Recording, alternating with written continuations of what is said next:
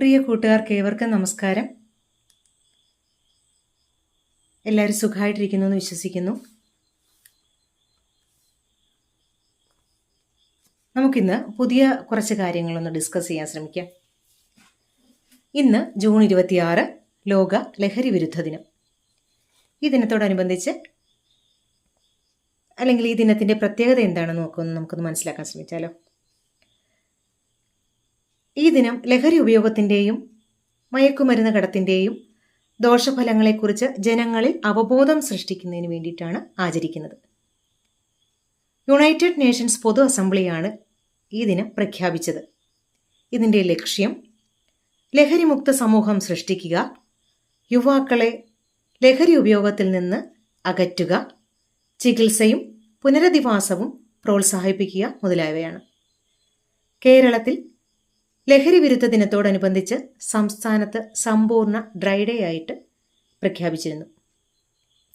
The world drug problem, persisting issues, new challenges, innovative responses. അതായത് ആഗോള ലഹരി, നിലനിൽക്കുന്ന പ്രതിസന്ധികൾ, പുതിയ വെല്ലുവിളികൾ, നൂതനമായ പ്രതികരണങ്ങൾ എന്നതാണ് 2026 ഔദ്യോഗിക പ്രമേയം.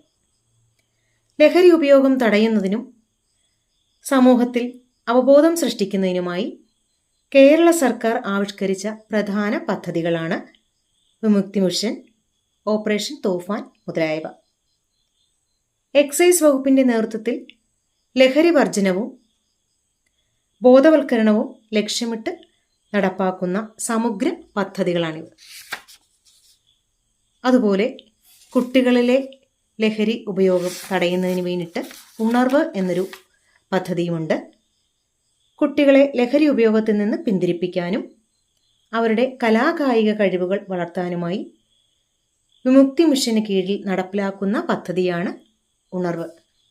കേരള സർക്കാരിൻ്റെ ലഹരി വിരുദ്ധ നയവുമായിട്ട് ബന്ധപ്പെട്ട് പുതിയ പദ്ധതികളാണ് ഓപ്പറേഷൻ തൂഫാൻ, വിമുക്തി മിഷൻ.